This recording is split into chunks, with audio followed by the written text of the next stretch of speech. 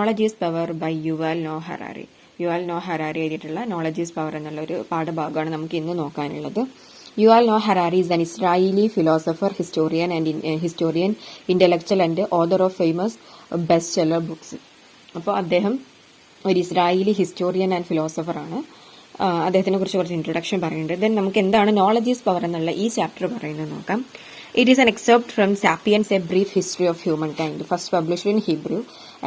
അദ്ദേഹത്തിന്റെ ഒരു best seller പുസ്തകമായിട്ടുള്ള Sapiens a brief history of mankind എന്ന പുസ്തകത്തിൽ നിന്ന് എടുത്തിട്ടുള്ള ഒരു ഭാഗമാണിത്. ഹീബ്രു ലാംഗ്വേജിലാണ് ഫസ്റ്റ് ഇത് പബ്ലിഷ് ചെയ്യുന്നത്. This chapter discusses the relationship between science and technology. സയൻസും ടെക്നോളജിയും എന്താണ് ബന്ധം എന്നാണ് നമ്മൾ ഇതിൽ നോക്കുന്നത്. Harari discusses how all technologies were not developed out of scientific research. Sometimes uneducated craftsmen create new technologies using trial and error methods. അപ്പോൾ എല്ലാ വിധത്തിലുള്ള ടെക്നോളജികളും സയൻസ് കണ്ടുപിടിച്ചതല്ല, അതല്ലെങ്കിൽ സയൻസ് റിസർച്ച് ചെയ്ത് കണ്ടുപിടിച്ചതല്ല, മറിച്ച് ചില സമയത്തെങ്കിലും വിദ്യാഭ്യാസമില്ലാത്ത ക്രാഫ്റ്റ്മെൻസ് ഒക്കെ അവർ ട്രയൽ ആൻഡ് എറർ മെത്തേഡിലൂടെ, അതായത് പരീക്ഷണങ്ങളിലൂടെ ഒക്കെ കണ്ടുപിടിച്ച സംഭവങ്ങൾ, കുറെ അങ്ങനെ ചെയ്യും, കുറെ ഇങ്ങനെ ചെയ്യും, മാറ്റി അങ്ങനെ കണ്ടുപിടിച്ച സംഭവങ്ങളൊക്കെ കുറെ ഉണ്ട് ടെക്നോളജിയിൽ എന്ന് പറയാം. Harari analyzes how scientific weapons played a crucial role in deadly world wars. World വാർസിന്റെ സമയത്ത് ഇതുപോലുള്ള സയന്റിഫിക് ആയിട്ടുള്ള വെപ്പൺസ് എന്ത് റോളാണ് പ്ലേ ചെയ്തത് നമ്മൾ നോക്കുന്നുണ്ട്. Knowledge is power critically evaluates transformation new technologies and deadly weapons how made in the world. ഈ പുതിയ ലോകത്തിൽ എന്തൊക്കെ പുതിയ മാറ്റങ്ങളാണ് ഇതുപോലെയുള്ള മാരകായുധങ്ങളും പുതിയ ടെക്നോളജികളും കൊണ്ടുവന്നത് എന്ന് നോളജ് ഈസ് പവർ നോക്കുന്നുണ്ട്. Harari makes it clear that science is not just about offensive weapons, it can be used in defenses as well. അപ്പോൾ ഇതുപോലെയുള്ള മാരകായുധങ്ങളെ കുറിച്ച് മാത്രമല്ല സയൻസ് പറയുന്നത്, മറിച്ച് അത് ഡിഫൻസിന്റെ, പ്രതിരോധത്തിന്റെ മേഖലകളിൽ നമുക്ക് ഉപയോഗിക്കാൻ പറ്റും. Nano technology can be utilised as a solution to terrorism. തീവ്രവാദം അല്ലെങ്കിൽ ടെററിസം പോലെയുള്ള സംഭവങ്ങൾക്കൊക്കെ എതിരായിട്ട് നമുക്ക് ഉപയോഗിക്കാൻ പറ്റുന്ന ഒരു ടെക്നോളജിയാണ് nano technology. But the author doesn't feel it wise to develop bionic flies and thought reading scanners in defence. അപ്പോൾ ഡിഫൻസിന്റെ മേഖലയിൽ ബയോണിക് ഫ്ലൈസിനെയും പിന്നെ അതുപോലെ തന്നെ തോട്ട് റീഡിംഗ് സ്കാനേഴ്സിനെ ഒന്നും ഡെവലപ്പ് ചെയ്തെടുക്കുക എന്നുള്ളത് അത്ര നല്ല കാര്യമായിട്ട് നമ്മുടെ ഓതറിന് തോന്നുന്നില്ല. ഓക്കെ, നമുക്കിനി ടെക്സ്റ്റ് നോക്കാം. Most people have a hard time digesting modern science because its mathematical language is difficult for our minds to grasp, and its findings often contradict some common sense. അപ്പോൾ സാധാരണ ആളുകൾക്കൊക്കെ പെട്ടെന്നൊന്നും മനസ്സിലാവാത്ത ലാംഗ്വേജ് ആണ് സയൻസിന്റെ. കാരണം എന്താ ചോദിച്ചാൽ അതിന്റെ മാത്തമാറ്റിക്കൽ ലാംഗ്വേജ് ഒന്നും പെട്ടെന്ന് നമ്മളുടെ മൈൻഡിലോട്ട് എടുക്കാൻ കഴിയുന്ന ഒന്നല്ല. മാത്രമല്ല ചില സമയത്ത് അതിൽ നിന്ന് കിട്ടുന്ന ഫൈൻഡിങ്സ് നമ്മുടെ കോമൺ സെൻസുമായിട്ട് യോജിച്ച് പോകുന്നതായിരിക്കില്ല. Out of 7 billion people in the world, how many really understand quantum mechanics, cell biology or macroeconomics? അപ്പോൾ അധികം ആളുകൾക്ക് മാക്രോ എക്കണോമിക്സും സെൽ ബയോളജിയും ക്വാണ്ടം മെക്കാനിക്സും ഒന്നും അറിയില്ല. Science nevertheless enjoys immense prestige because of the new powers it gives us. അപ്പോൾ science എപ്പോഴും അത് വലിയൊരു പ്രസ്റ്റീജ് തന്നെ ഉണ്ടാവും അതിന്. കാരണം എന്താ ചോദിച്ചാൽ അത് നമുക്ക് പുതിയ പവേഴ്സ് ആണ് നമുക്ക് നൽകുന്നത്. Presidents and generals may not understand nuclear physics, but they have a good grasp of what nuclear bombs can do. അപ്പോൾ നമ്മുടെ രാജ്യത്തിന്റെ തലവന്മാർക്കും അതുപോലെയുള്ള ജനറൽസിൽ നിന്നും ചിലപ്പോൾ ഒരു പക്ഷേ ഈ ന്യൂക്ലിയർ ഫിസിക്സിനെ കുറിച്ച് കൂടുതലൊന്നും അറിയില്ലായിരിക്കാം. പക്ഷെ അവർക്ക് എല്ലാം അറിയാം ന്യൂക്ലിയർ ബോംബ് എന്ത് ചെയ്യാൻ പറ്റും, അല്ലെങ്കിൽ അതിനെ കൊണ്ട് എന്ത് ഉപകാരം ഉണ്ടെന്ന്. In 1620, Francis Bacon published a scientific manifesto titled The New Instrument എന്ന പേരിൽ 1620 ഫ്രാൻസിസ് ബേക്കോൺ ഒരു manifesto പുറത്തിറക്കുകയുണ്ടായി. In it, he argued that knowledge is power. അതിൽ പറയുന്നുണ്ട് knowledge is power, അറിവാണ് ശക്തി എന്ന് പറയുന്നുണ്ട്. The real test of knowledge is not whether it is true, but whether it empowers us. അപ്പോൾ യഥാർത്ഥത്തിൽ ഈ അറിവിന്റെ ഒരു കഴിവ് എന്ന് പറയുന്നത് ഒരിക്കലും അത് സത്യമാണോ അല്ലേ എന്നുള്ളതല്ല കിടക്കുന്നത്, മറിച്ച് അത് നമ്മളെ എംപവർ ചെയ്യുന്നുണ്ടോ എന്നുള്ളതിലാണ് അതിന്റെ കാര്യം കിടക്കുന്നത്. Scientist usually assume that no theory is 100% correct. അപ്പോൾ സയന്റിസ്റ്റ് പറയുന്നുണ്ട്, അവർ തന്നെ പറയുന്നുണ്ട് എല്ലാ തിയറീസും ഒന്നും 100% കറക്റ്റ് അല്ല. Consequently truth is a poor test for knowledge. അപ്പം ട്രൂത്ത് എന്നതിലല്ല കാര്യം കിടക്കുന്നതെന്ന് പറയാണ്. The real test is utility. അതിന്റെ ഉപകാരം, നമുക്ക് എന്തെങ്കിലും അറിവ് ഉണ്ടാകുമ്പോൾ അതിനുള്ള ഉപകാരം ഉണ്ടോ എന്നതിലാണ് അതിന് കിടക്കുന്നത്. A theory that enables us to do new things constitutes knowledge. ഏതെങ്കിലും ഒരു തിയറി അതിന് നമ്മളെ പുതിയ കാര്യങ്ങൾ ചെയ്യാൻ പ്രേരിപ്പിക്കുന്നുണ്ടെങ്കിൽ അതിൽ അറിവുണ്ടെന്ന് പറയണം. Over the centuries, science has offered us many new tools. Some are mental tools, such as those used to predict death rates and economic growth. അപ്പോൾ കുറെ കാലങ്ങളായിട്ട് സയൻസ് നമുക്ക് ഒരുപാട് ഉപകരണങ്ങൾ, ടൂൾസ് തന്നുകൊണ്ടിരിക്കുകയാണ്. ചിലത് മെന്റൽ ടൂൾസ് ആണ്. ആ മെന്റൽ ടൂൾസ് ഉപയോഗിച്ച് നമുക്ക് ഡെത്ത് റേറ്റും ഇക്കണോമിക് ഗ്രോത്തും ഒക്കെ പ്രെഡിക്റ്റ് ചെയ്യാൻ പറ്റും. Even more important are technological tools. ഇതിലാ ഇമ്പോർട്ടന്റ് ആയിട്ട് നമുക്ക് വരുന്നതാണ് ടെക്നോളജിക്കൽ ആയിട്ടുള്ള ടൂൾസ് വരുന്നുണ്ട്. The connection forged between science and technology is so strong that today people tend to confuse the two. അപ്പോൾ സയൻസും ടെക്നോളജിയും തമ്മിലുള്ള ബന്ധം ഉണ്ടല്ലോ ഇപ്പോൾ വളരെ വളരെ ശക്തമായിട്ടുണ്ട്. കാരണം ആളുകൾക്ക് മനസ്സിലാക്കാൻ തന്നെ പറ്റുന്നില്ല ഇതിന്റെ വ്യത്യാസം കാര്യങ്ങളൊന്നും. We often think that it is possible to develop new technologies without scientific research and that there is little point in research if it does not result in new technologies. അപ്പോൾ നമ്മൾ തന്നെ ഇപ്പോൾ വിചാരിക്കുന്നുണ്ട് പുതിയ ടെക്നോളജീസും കാര്യങ്ങളൊന്നും സയന്റിഫിക് റിസർച്ചിലൂടെ അല്ലാതെ നമുക്ക് കണ്ടെത്താൻ കഴിയില്ല എന്ന്. ഇനി അഥവാ സയന്റിഫിക് റിസർച്ച് ഇതുപോലെയുള്ള ടെക്നോളജീസ് ഒന്നും കണ്ടെത്തിയിട്ടില്ല വെച്ചെങ്കിൽ അതിൽ വലിയ കാര്യമില്ല എന്ന്. അതായത് സയൻസ് ആൻഡ് ടെക്നോളജി വളരെ അടുത്തതാണ് എന്നാണ് നമ്മൾ ഇപ്പോഴും വിശ്വസിക്കുന്നത്. നമ്മൾ തന്നെ അങ്ങനെയല്ല പറയുക, സയൻസ് ആൻഡ് ടെക്നോളജി ഒരുമിച്ച് എപ്പോഴും പറയാൻ. In fact, the relationship between science and technology is a very recent phenomenon. അപ്പോൾ സയൻസും ടെക്നോളജിയുമായിട്ടുള്ള ഈ റിലേഷൻഷിപ്പ് തുടങ്ങിയിട്ട് വളരെ കുറച്ചായിട്ടുള്ളൂ. Prior to 1500 science and technology were totally separate field. 1500 മുമ്പൊക്കെ അത് വളരെ ഡിഫറെന്റ് ആയിട്ടുള്ള രണ്ട് മേഖലകളായിരുന്നു. When Bacon connected the two in early 17th century it was a revolutionary idea. അപ്പോൾ ഇത് 17ാം നൂറ്റാണ്ടിലാണ് ഇത് രണ്ടും കൂട്ടി യോജിപ്പിക്കുന്നത് Bacon. During the 17th and 18th centuries this relationship tightened, but the knot was tied only in the 19th century. അപ്പം 18ാം നൂറ്റാണ്ടായപ്പോഴേക്കും ഈ ബന്ധം കൂടുതൽ ശക്തിപ്പെട്ടിട്ടുണ്ട്. പക്ഷെ 19th century ആയപ്പോഴാണ് ഇത് കൂടുതൽ കെട്ടിപ്പിണഞ്ഞ് പോയതെന്ന് പറയാണ്. Even in 1800 most rulers who wanted a strong army and most business magnates who wanted a successful business did not bother to finance research in physics, biology or economics. 1800-കളിൽ പോലും വളരെ successful ആയിട്ട് ഒരു business magnate ആവണമെങ്കിലോ അതല്ലെങ്കിൽ ഒരു strong army വേണമെങ്കിലോ ഒന്നും ആരും തന്നെ ഫിസിക്സോ ബയോളജിയോ എക്കണോമിക്സോ research ചെയ്തോട്ടെ എന്ന് വിചാരിച്ചിട്ട് പോയില്ലായിരുന്നു. പിന്നെ അദ്ദേഹം പറയുന്നു, ജനറലി സ്പീക്കിംഗ് നമ്മൾ പൊതുവായിട്ട് സംസാരിക്കുകയാണെങ്കിൽ most pre modern rulers and business people did not finance research about the nature of the universe in order to develop new technologies. അതായത് പുതിയ ടെക്നോളജീസ് ഉണ്ടാക്കാൻ വേണ്ടിയിട്ട് ആരും തന്നെ പ്രീ മോഡേൺ ആയിട്ടുള്ള ഏതൊരു റൂളേഴ്സും റിസർച്ചിന് വേണ്ടിയിട്ട് പണമൊന്നും ചെലവാക്കിയിരുന്നില്ല എന്നാണ് പറയുന്നത്. Rulers financed education institutions whose mandate was to spread traditional knowledge for the purpose of buttressing the existing order. അപ്പോൾ റൂളേഴ്സ് പണം ചെലവാക്കിയിരുന്നത് എന്തിനാണെന്ന് വെച്ചാൽ എഡ്യൂക്കേഷൻ ഇൻസ്റ്റിറ്റ്യൂഷൻസ്, വിദ്യാഭ്യാസ സ്ഥാപനങ്ങൾ ഉണ്ടാക്കാൻ വേണ്ടിയിട്ടായിരുന്നു. അത് തന്നെ അവരുടെ ട്രഡീഷണൽ ആയിട്ടുള്ള നോളജ് അത് സ്പ്രെഡ് ചെയ്യാനും പിന്നെ അതുപോലെ തന്നെ അവിടെ എക്സിസ്റ്റ് ചെയ്യുന്ന ഒരു ഓർഡർ നിലനിർത്തി പോരാനും വേണ്ടിയിട്ട് മാത്രമായിരുന്നു. Here and there people did develop new technologies, but these were usually created by uneducated craftsmen using trial and error, not by scholars pursuing systematic scientific research. അപ്പോൾ അവിടെ ഇവിടെയൊക്കെ ചില ആളുകളൊക്കെ പുതിയ ടെക്നോളജീസ് ഒക്കെ ഉണ്ടാക്കുന്നുണ്ട്. പക്ഷെ ഇതൊന്നും ഒരു പക്ഷേ ഉണ്ടാക്കുന്നത് വളരെ സിസ്റ്റമാറ്റിക് ആയിട്ട് സയന്റിഫിക് റിസർച്ച് നടത്തുന്ന ശാസ്ത്രജ്ഞന്മാരൊന്നും ആയിരിക്കില്ല. മറിച്ച് വളരെ ഒരു വിദ്യാഭ്യാസവും ഇല്ലാത്ത ട്രയൽ ആൻഡ് എറർ മെത്തേഡിലൂടെ എന്തെങ്കിലും കണ്ടെത്തുന്ന ക്രാഫ്റ്റ്സ്മെൻസ് ആയിരിക്കും. Cart manufacturers build the same cards from the same material year in year out. അപ്പോൾ ഈ കാർട്ട് മാനുഫാക്ചേഴ്സ് ഒക്കെ അതേ കാർട്ടുകൾ അതേ മെറ്റീരിയലിൽ നിന്ന് തന്നെയാണ് എപ്പോഴും ഉണ്ടാക്കിക്കൊണ്ടിരിക്കുന്നത്. They did not set aside a percentage of their annual profit in order to research and develop new cart model. പുതിയ കാർട്ട് മോഡൽ ഉണ്ടാക്കാൻ വേണ്ടിയിട്ട് അവരുടെ എല്ലാ വർഷത്തെയും വരുമാനത്തിൽ നിന്ന് ഒരു നിശ്ചിത തുക അവർ മാറ്റിവെച്ചിട്ടൊന്നും ഉണ്ടായിരുന്നില്ല. Cart design occasionally improved, but it was usually thanks to the ingenuity of some local carpenter who never set foot in a university and did not even know how to read. അപ്പോൾ അവർ പറയുന്നത് ഈ പുതിയ പുതിയ കാർട്ടിന്റെ models ഒക്കെ അങ്ങനെ ഉണ്ടായി വന്നതാണ്. പക്ഷെ അതൊന്നും ഒരിക്കലും ഒരു ഇതുപോലെയുള്ള സയന്റിഫിക് ആയിട്ടുള്ള റിസർച്ചിലൂടെ ആയിരുന്നില്ല. മറിച്ച് ഒരുപക്ഷെ യൂണിവേഴ്സിറ്റിക്ക് കാലെടുത്ത് പോലും വെക്കാത്ത ഏതെങ്കിലും ഒരു കാർപ്പന്ററിന്റെ ക്ലവർ മൂലം അവരുടെ ഒരു കൗശലം മൂലം ഉണ്ടായി വന്നിട്ടുള്ളതാണെന്ന് പറയാണ്. This was true of the public as well as A private sector. അപ്പോൾ ഈ പറയുന്ന കാര്യങ്ങൾ ഒക്കെ പ്രൈവറ്റ് സെക്ടറിന് മാത്രമല്ല പബ്ലിക് ആൻഡ് പ്രൈവറ്റ് ബോത്തിനുള്ള കാര്യങ്ങളാണ്, രണ്ടിലും ബാധകമാണ്. whereas modern states call in their scientists to provide solutions in almost every area of national policy from energy to health to waste disposal, ancient kingdoms seldom did so. അപ്പോൾ ഇന്നത്തെ പുതിയ modern States എല്ലാവരും ചെയ്യുന്ന കാര്യം എന്താ ചോദിച്ചാൽ അവരുടെ ശാസ്ത്രജ്ഞന്മാരെ വിളിക്കും. എന്തിന്? ഈ നാഷണൽ പോളിസിന്റെ എല്ലാ കാര്യം തീരുമാനിക്കുന്നിടത്തും. ചിലപ്പോൾ അത് എനർജിയുടെ കാര്യമായിരിക്കാം, ചിലപ്പോൾ ഹെൽത്തിന്റെ കാര്യമായിരിക്കാം, അതല്ലെങ്കിൽ വേസ്റ്റ് ഡിസ്പോസലുമായിട്ട് ബന്ധപ്പെട്ടുള്ളതായിരിക്കാം. പക്ഷേ ഏൻഷ്യന്റ് കിങ്ഡംസിലൊന്നും ഇതുപോലുള്ള കാര്യങ്ങളൊന്നും ഉണ്ടായിരുന്നില്ല. The contrast between then and now is most pronounced in weaponry. അപ്പോൾ അന്നത്തെ കാലത്തും പണ്ടത്തെ കാലത്തും ഇന്നത്തെ കാലത്തും തമ്മിലുള്ള ഏറ്റവും വലിയ വ്യത്യാസം വരുന്നത് ഈ വെപ്പൺസിന്റെ മേഖലയിലാണെന്ന് പറയണം.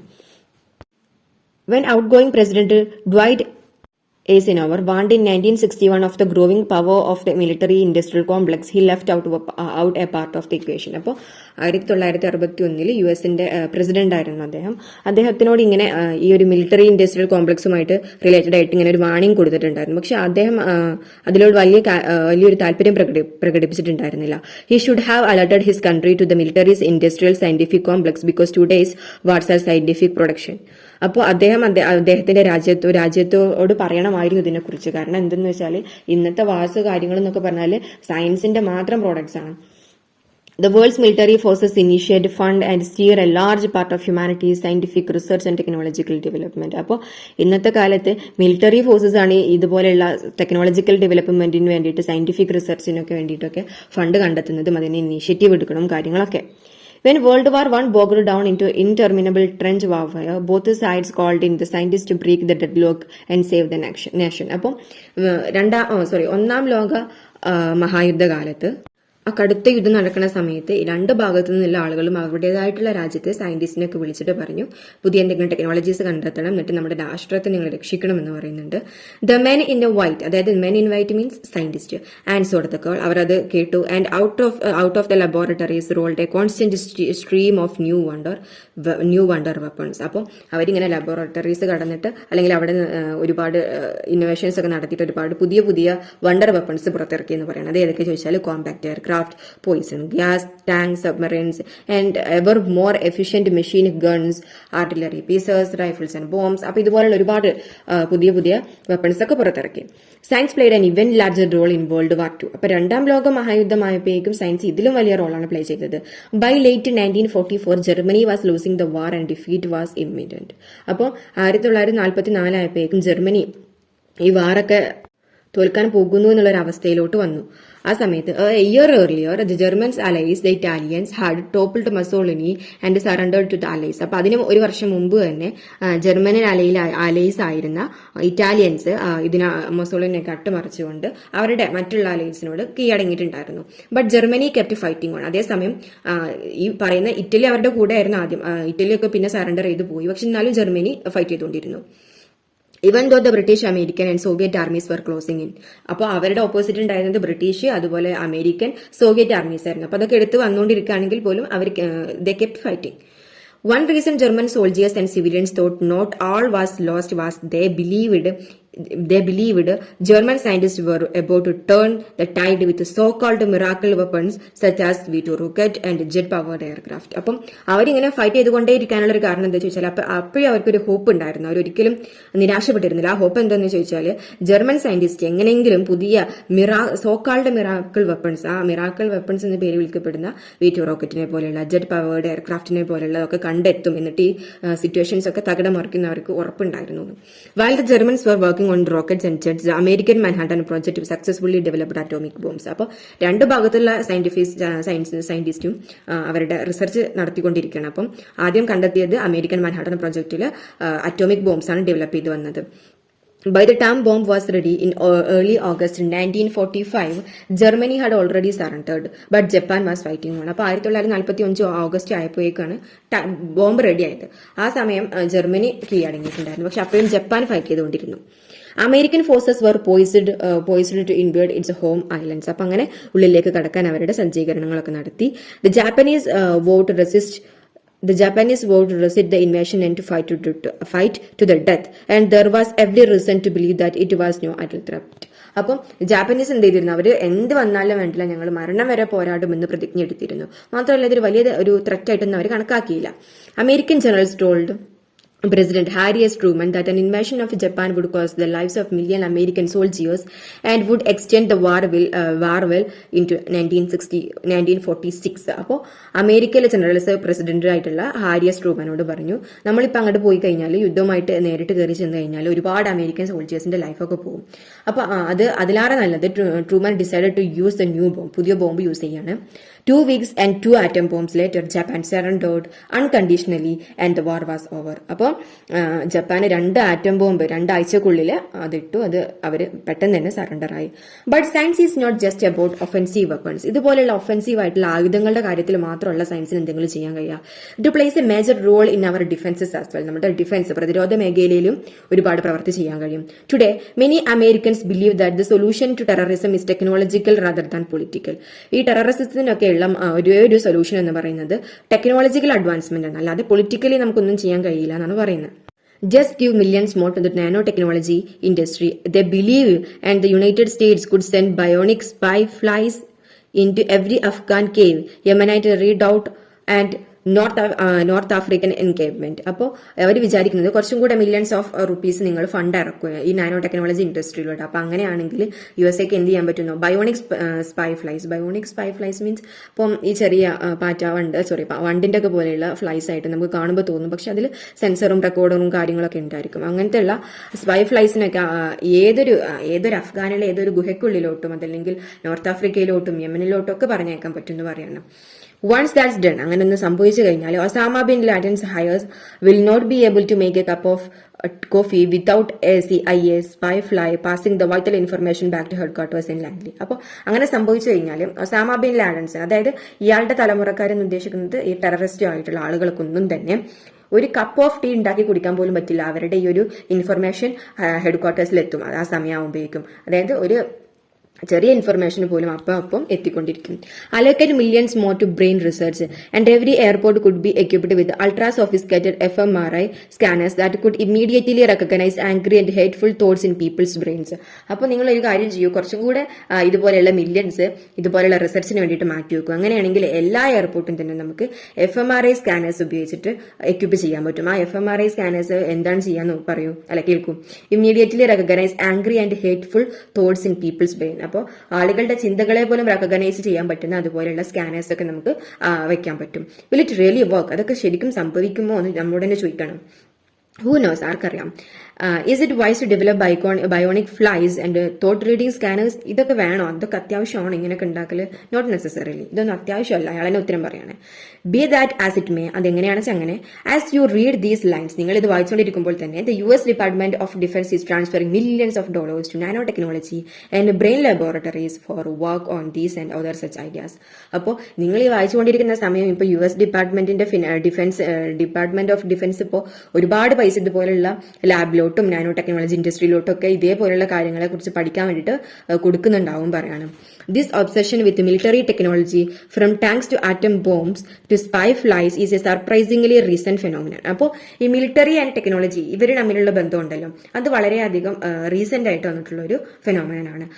Until the 19th century, the vast majority of military revolutions were the product of organizational rather than technological changes. 19ാം നൂറ്റാണ്ട് വരെ ഇതുപോലുള്ള എല്ലാ മിലിറ്ററി വിപ്ലവങ്ങളും കൂടുതലായിട്ടും ഓർഗനൈസേഷണൽ ആയിട്ടുള്ള പവർ കൊണ്ട് മാത്രമായിരുന്നു വിജയിച്ചിരുന്നത്, അല്ലാതെ ടെക്നോളജിക്കൽ ആയിട്ടുള്ള ചേഞ്ചസ് മൂലമൊന്നുമല്ല, അവരുടെ സംഘടനാപരമായിട്ടുള്ള കാര്യങ്ങളായിട്ട്. When alien civilisation met for the first time, technological gap sometimes played an important role. അപ്പോൾ രണ്ട് പുതിയ സിവിലൈസേഷൻസ് തമ്മിൽ കണ്ടുമുട്ടും. അതായത് ഇപ്പോൾ ഉദാഹരണത്തിന് പറയുകയാണെങ്കിൽ നമുക്കറിയാം, ബ്രിട്ടീഷേഴ്സ് ഇന്ത്യയിലോട്ട് വരുന്ന സമയത്ത് രണ്ട് പുതിയ സിവിലൈസേഷൻ കണ്ടുമുട്ടുന്നു. ടെക്നോളജിക്കൽ അഡ്വാൻസ്ഡ് ആയിട്ടുള്ള മിലിറ്ററിയാണ് ബ്രിട്ടീഷുകാരുള്ളത്, ട്രഡീഷണലി ബേസ്ഡ് ആയിട്ടുള്ള ഒരു മിലിറ്ററിയാണ് ഇന്ത്യയിലുള്ളത്. അപ്പൊ അങ്ങനത്തെ ഒരു പ്രശ്നം അവിടെ ഉണ്ടാവുന്നു, ഒരു ഗ്യാപ്പ് അവിടെ വരുന്നുണ്ട്. But even in such cases we thought of deliberately creating or enlarging such gaps. അപ്പൊ ഇതുപോലെയുള്ള ഗ്യാപ്സ് ഉണ്ടാക്കണം എന്ന് ചിലപ്പോൾ ചിലർ ഡെലിബറേറ്റ് ആയിട്ട് ചിന്തിച്ചിട്ടുണ്ടായിരുന്നു. Most empires did not rise thanks to technological wizardry and their rulers did not give much thought to technological improvement. അപ്പോൾ കൂടുതലായിട്ടുള്ള എംപയേഴ്സ് ആളുകളൊന്നും തന്നെ ഈ ഒരു ടെക്നോളജിക്കൽ ഇംപ്രൂവ്മെന്റിന് വേണ്ടിയിട്ടും കൂടുതൽ ചിന്തിക്കുകയോ അതല്ലെങ്കിൽ പൈസ ചിലവഴിക്കുകയോ ഒന്നും ചെയ്തിട്ടുണ്ടായിരുന്നില്ല. The Arabs did not defeat the Sassanid empire thanks to superior bows or swords. The Seljuks had no technological advantage over the Byzantines, and the Mughals did not conquer China with the help of some ingenious new weapon. അപ്പോൾ സെൽജുക്സും അതുപോലെ സസാനിഡ്സും മംഗോൾസും ഒന്നും അവർ പുതിയ പുതിയ സ്ഥലങ്ങൾ, അതായത് ഇപ്പോൾ Mongols China കീഴടക്കിയതോ സെൽജുക്സ് ബൈസാന്റൈൻ്റെ മേലെ വിജയം കൈവരിച്ചതോ അതല്ലെങ്കിൽ സസാനിഡ്സ് ജയിച്ചതോ ഒന്നും തന്നെ ഇതുപോലുള്ള പുതിയ വെപ്പൺസ് ഉപയോഗിച്ചിട്ടായിരുന്നില്ല. പക്ഷെ അവരുടെ സിവിലിയൻ ടെക്നോളജീസും കാര്യങ്ങളൊക്കെ ഉപയോഗിച്ചിട്ട് അവരുടെ മിലിറ്ററി പവർ ഉപയോഗിച്ചിട്ട് തന്നെയായിരുന്നു, അല്ലാതെ പുതിയ സയന്റിഫിക് ടെക്നോളജി ഉപയോഗിച്ചിട്ടല്ല. The Roman army is a particularly good example. ഇതിന് ഏറ്റവും നല്ലൊരു ഉദാഹരണമായിട്ട് നമുക്ക് എടുക്കാൻ പറ്റുന്നതാണ് Roman army. It was the best army of its day, yet technologically speaking ആ കാലഘട്ടത്തെ ഒരു നല്ലൊരു ആർമിയായിട്ട് നമുക്ക് കണക്കാക്കാൻ പറ്റുന്നത് അതായിരുന്നു. പക്ഷേ ടെക്നോളജിക്കലി നമ്മൾ സംസാരിക്കുകയാണെങ്കിൽ Rome had no edge over Carthage, Macedonia or Seleucid empire. ഈ പറയുന്ന എംപയേഴ്സിന്റെ ഒക്കെ ഒരു താഴെയായിരുന്നു ടെക്നോളജിക്കലി അഡ്വാൻസ്മെന്റ് റോമൻ എംപയറിന്. Its advantage rested on efficient organization, iron discipline and huge manpower reserves. അപ്പോൾ ഈ റോമൻ ആർമിന്റെ ഏറ്റവും വലിയ പ്രത്യേകത എന്താ വെച്ചാൽ വളരെ എഫിഷ്യന്റ് ആയിട്ടായിരുന്നു അതിന്റെ ഓർഗനൈസേഷൻ നടന്നിരുന്നത്. നല്ല ഡിസിപ്ലിൻ ഉണ്ടായിരുന്നു, ഹ്യൂജ് മാൻ പവർ ഉണ്ടായിരുന്നു. The Roman army never set up a research and development department and its weapons remained more or less same for centuries on the end. അപ്പോൾ റോമൻ ആർമി ഇതിനു വേണ്ടിയിട്ട് ഒരു പ്രത്യേക റിസർച്ച് ഡിപ്പാർട്ട്മെന്റ് ഒന്നും പുതുതായിട്ട് ഉണ്ടാക്കി വെച്ചിട്ടുണ്ടായിരുന്നില്ല. മാത്രമല്ല ഒരു നൂറ്റാണ്ടുകളോളം അവരുടെ ആ വെപ്പൺസും കാര്യങ്ങളൊക്കെ സെയിം തന്നെ ആയിരുന്നു, പുതിയതൊന്നായിട്ട് ഉണ്ടായിരുന്നില്ല ഒന്നും. If the legions of Scipio Aemilianus, the general who leveled Carthage and defeated Numantius in 2nd century BC, had suddenly popped up 500 years later in the age of Constantine the Great, Scipio would have had a fair chance of beating Constantine. സിപിയോ അമെലിയാനിയസ് എന്ന ഒരു general ഉണ്ടായിരുന്നു, Roman general ആയിരുന്നു അദ്ദേഹം. അവര് കാർത്തേജും അതുപോലെ ന്യൂമാൻഷ്യസും ഒക്കെ BC 2ാം സെഞ്ചുറിയിൽ അവർ കീഴടക്കിയിട്ടുണ്ടായിരുന്നു. അപ്പൊ അവര് 500 വർഷങ്ങൾക്ക് ശേഷം വീണ്ടും കോൺസ്റ്റാന്റൈനിന്റെ സമയത്ത് വന്നിട്ടാണെങ്കിൽ പോലും അവർക്ക് ഈസി ആയിട്ട് കോൺസ്റ്റാന്റൈൻ കീഴടക്കാമായിരുന്നു. അതായത് അത്രയ്ക്ക് വലിയ വെപ്പണിലുള്ള വ്യത്യാസമൊന്നും വന്നിട്ടുണ്ടായിരുന്നില്ല. Now imagine that would happen to a general from a few centuries back, say Napoleon. പിന്നെ നമുക്കിനി നെപ്പോളിയന്റെ കാര്യം എടുക്കാം. If he led his troops against a modern armored brigade, അപ്പൊ ഇനി ഒരു പുതിയ നല്ല വെപ്പൺസും കാര്യങ്ങളൊക്കെ ഉള്ള ഒരു പുതിയ ആർമിക്കെതിരെയാണ് നമ്മുടെ നെപ്പോളിയന്റെ ട്രൂപ്പ് ഇനി വരുന്നത് എന്ന് വിചാരിക്കാം. Napoleon was a brilliant tactician and his men were crack professionals, but their skills would be useless in the face of modern weaponry. അപ്പോൾ നമ്മുടെ നെപ്പോളിയൻ എന്ന് പറഞ്ഞ വലിയൊരു തന്ത്രജ്ഞനായിരുന്നു. മാത്രമല്ല അദ്ദേഹത്തിന്റെ കീഴിലുള്ള ഉദ്യോഗസ്ഥർ അതിലും വലിയ പ്രൊഫഷണൽസ് ആയിരുന്നു. അങ്ങനെയൊക്കെ ആണെങ്കിൽ കൂടിയിട്ടും ഇതുപോലെയുള്ള മോഡേൺ വെപ്പൺസിന്റെ മുമ്പിൽ അവർക്ക് എന്തായാലും തോൽക്കേണ്ടി വരും എന്ന് പറയണം. As in Rome, so also in ancient China, most generals and philosophers did not think it their duty to develop new weapons. അപ്പോൾ റോമിലെയും ചൈനയിലെയും ഒന്നും ഏൻഷ്യൻ ചൈനയിലെയും ഒന്നും ആളുകൾ ഒരിക്കലും അവിടുത്തെ റൂളേഴ്സും ജനറൽസും ഒരിക്കലും വിചാരിച്ചിട്ടുണ്ടായിരുന്നില്ല പുതിയ വെപ്പൺസ് കണ്ടുപിടിക്കലൊന്നും ഞങ്ങളുടെ ഡ്യൂട്ടിയാണെന്ന്. The most important military invention in the history of China was gunpowder. ചൈനയുടെ ചരിത്രത്തിൽ തന്നെ ഏറ്റവും കൂടുതൽ ഇമ്പോർട്ടന്റ് ആയിട്ടുള്ള ഒരു ഇൻവെൻഷൻ നടന്നത് ഗൺ പൗഡറിന്റെയാണ്. Yet to the best of our knowledge, gunpowder was invented accidentally by Taoist alchemists searching for the elixir of life. അപ്പം ഇതൊരിക്കലും നമുക്ക് അറിയുന്ന ഒരു അറിവിൽ വെച്ചിട്ട് പറയുകയാണെങ്കിൽ ഈ ഗൺ പൗഡർ ഒരിക്കലും നല്ലൊരു പ്ലാൻഡ് ആയിട്ട് ഇൻവെന്റ് ചെയ്ത ഒന്നായിരുന്നില്ല. അത് ആക്സിഡന്റലി ഇൻവെന്റ് ചെയ്തതായിരുന്നു. അവർ ആൽക്കെമിസ്റ്റ് തെരഞ്ഞുകൊണ്ടിരുന്നത് എലിക്സിയർ ഓഫ് ലൈഫാണ്. എലിക്സിയർ ഓഫ് ലൈഫ് എന്ന് പറഞ്ഞാൽ ആ ഒരു പ്രത്യേക വസ്തുവാണ്. അത് കഴിച്ചാൽ നമുക്ക് ഒരുപാട് കാലം യങ്ങായിട്ട് നിലനിൽക്കാം, അതല്ലെങ്കിൽ ഒരുപാട് കാലം ശാശ്വതമായിട്ടുള്ള ജീവിതം എന്നൊക്കെ ഉണ്ട്. അപ്പൊ അതൊക്കെ തെരഞ്ഞുകൊണ്ടിരിക്കുന്ന സമയത്ത് എങ്ങനെയോ കണ്ടെത്തിയതാണ് ഈ ഗൺ പൗഡർ എന്നാണ് പറയപ്പെടുന്നത്. Gun powder subsequent career is even more. അതിനുശേഷം ഈ ഗൺ പൗഡർ കണ്ടെത്തിയതിനു ശേഷമുള്ള അതിന്റെ ഉപയോഗങ്ങൾ അല്ലെങ്കിൽ അവരെങ്ങനെയാണ് ഉപയോഗിച്ചുള്ളതാണ് ഏറ്റവും വലിയ രസം. One might have thought that Taoist alchemists would have made China master of the world. അപ്പൊ ഇത് കണ്ടെത്തിയല്ലോ, അപ്പൊ ഇനി എന്തായാലും ചൈന ലോകത്തിന്റെ തന്നെ മാസ്റ്റർ ആയിട്ട് മാറും എന്ന് എല്ലാവരും വിചാരിച്ച് കണ്ടിട്ടുണ്ടാവും. In fact, the Chinese used the new compound mainly for firecrackers. അവർ ഉപയോഗിച്ചത് ഫയർ ക്രാക്കേഴ്സിന് വേണ്ടിയിട്ടാണ്, അല്ലാതെ ഇത് വലിയ വെപ്പൺസോ അല്ലെങ്കിൽ ആറ്റം ബോംബോ ഒന്നും ഉണ്ടാക്കാൻ വേണ്ടിയിട്ടല്ല ഇത് ഉപയോഗിച്ചത്. Even as the Song Empire collapsed in the face of Mongol invasion, no emperor set up a medieval Manhattan project to save the empire by inventing a doomsday weapon. അപ്പോൾ സോങ് എംപയർ എന്ന് പറയുന്നത് song ഡൈനാസ്റ്റിന്റെ അതാട്ടോ, അതിന്റെ എംപയറും collapse ചെയ്യുന്നുണ്ട് Mongols വരുന്ന സമയത്ത്. ആ സമയത്ത് പോലും ഒരാളും തന്നെ ഒരു മൻഹാട്ടൻ പ്രൊജക്ട് അതല്ലെങ്കിൽ ഇതുപോലെ എന്തെങ്കിലും ഒരു പ്രൊജക്ട് പ്രത്യേകിച്ച് സെറ്റപ്പ് ചെയ്തിട്ടൊന്നും ഏതെങ്കിലും ഇതുപോലൊരു വലിയ weapons കണ്ടെത്താനുള്ളതൊന്നും. Only in the 15th century, about 600 years after the invention of gunpowder, did cannons become a decisive factor on Afro-Asian battlefields. അപ്പം ഏകദേശം 600 വർഷങ്ങൾക്ക് ശേഷമാണ് ഈ ഗൺ പൗഡർ കണ്ടെത്തി 600 വർഷങ്ങൾക്ക് ശേഷമാണ് കാനോൺസ് ഒക്കെ ബാറ്റിൽ ഫീൽഡ്സിലോട്ട് ഒരു അൺഅവോയ്ഡബിൾ ആയിട്ട് മാറിക്കഴിഞ്ഞത്. Why did it take so long for the deadly potential of this substance to be put to military use? അപ്പൊ നമ്മുടെ ഓദർ നമ്മോട് തന്നെ ചോദിക്കുകയാണ്, ഇത്രയും പൊട്ടൻഷ്യൽ ഉള്ള ഇതുപോലുള്ള വസ്തുക്കളൊക്കെ എന്തുകൊണ്ടാണ് മിലിറ്ററി യൂസിലൊന്നും പെട്ടെന്ന് കൊണ്ടുവരാത്തത് എന്ന്. Because it appeared at A time when neither Kings, scholars nor merchants thought that new military technology could save dum or make them rich. അവരെന്നെ ഉത്തരം പറയുന്നുണ്ട്. എന്താ ചോദിച്ചാൽ ആ സമയം എന്ന് പറഞ്ഞാൽ ഒരു രാജാക്കന്മാരും ഒരു സ്കോളേഴ്സും ഒരു മെർച്ചന്റ്സും വിചാരിച്ചിട്ടുണ്ടായിരുന്നില്ല പുതിയ ടെക്നോളജിയോ പുതിയ മിലിറ്ററി ടെക്നോളജിയോ അവരെ സേവ് ചെയ്യാൻ പറ്റുന്നോ അവരെ രക്ഷിക്കുമെന്നോ അതല്ലെങ്കിൽ അവരെ പുതിയ പണക്കാരാക്കുമെന്നോ എന്ന് അവർ വിചാരിച്ചിട്ടുണ്ടായിരുന്നില്ല. The situation began to change in the 15th and 16th century, but another 200 years went by before most rulers evinced any interest in financing the research and development of new weapons.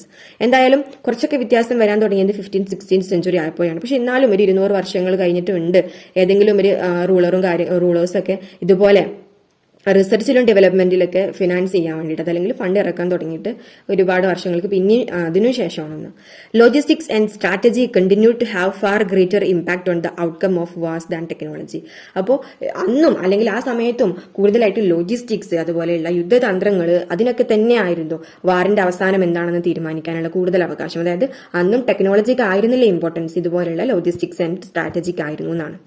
The Napoleonic military machine that crushed the armies of the European powers at Austerlitz in 1805 was armed with more or less the same weaponry that the army of Louis XVI had used.